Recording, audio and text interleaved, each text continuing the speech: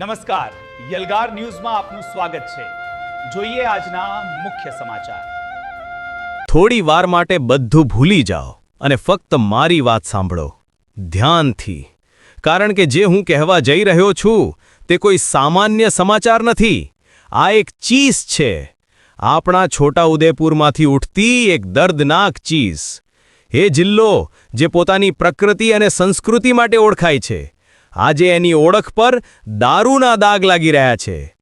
અહીંની હવામાં હવે ફક્ત ફૂલોની સુગંધ નથી, પણ નશાની ગંધ પણ ભળી ગઈ છે।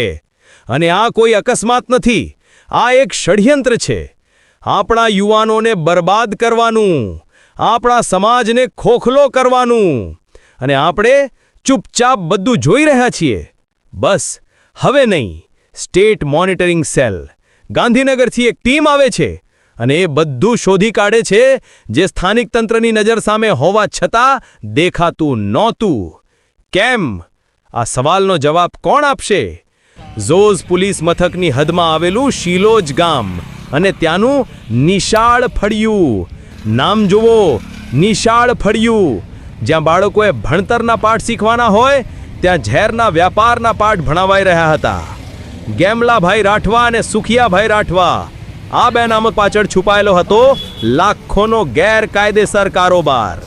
એમના મકાનો પર દરોડા પડ્યા અને જે મળ્યું એ જોઈને પગ નીચેથી જમીન સરકી જાય। આ કોઈ નાનો સૂનો ધંધો નહોતો, આ એક સંગઠિત ગુનો હતો। આંકડાઓ ક્યારે ખોટું નથી બોલતા, અને આ આંકડાઓ તો ચીસો પાડીને સત્ય કહી રહ્યા છે।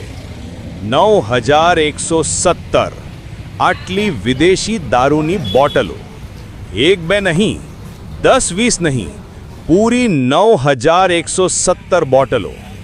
વિચારો, આ જથ્થો કેટલા ઘરોમાં માતમ ફેલાવી શકતું હતું, કેટલા યુવાનોને ગેરમાર્ગે દોરી શકતું હતું। અને આ તો ફક્ત બોટલોની વાત થઈ, સાથે 6200 લીટર વોશ, દેશી દારૂ બનાવવાનો કાચો માલ, એક કાચું ઝેર જે લોકોના શરીરમાં ઉતરીને એમને અંદરથી ખતમ કરી નાખે છે। પોલીસે એનો નાશ કર્યો, સારું કર્યું, પણ સવાલ એ છે કે આટલો મોટો જથ્થો બન્યો કેવી રીતે? કોઈને ગંધ સુદ્ધા ન આવી? કુલ મુદ્દામાલની કિંમત છે 39 લાખ રૂપિયાથી પણ વધુ, 39 લાખ રૂપીઝ। આ પૈસા કોના લોહી પસીનાના હતા? આ પૈસા કોના ઘરના ચૂલા બુઝાવીને કમાવામાં આવ્યા હતા? અને હવે વાત કરીએ એ ગુનેગારોની। 8 આરોપીઓ અત્યારે વોન્ટેડ છે, ફરાર છે। ક્યાં ગયા એ લોકો? ધરતી ગળી ગઈ કે આસમાન ખાઈ ગયું, કે પછી કોઈએ એમને સુરક્ષિત જગ્યાએ પહોંચાડી દીધા છે? આ 8 લોકો કોણ છે? શું એ ફક્ત નાના મોહરા છે? એમની પાછળ કોણ છે?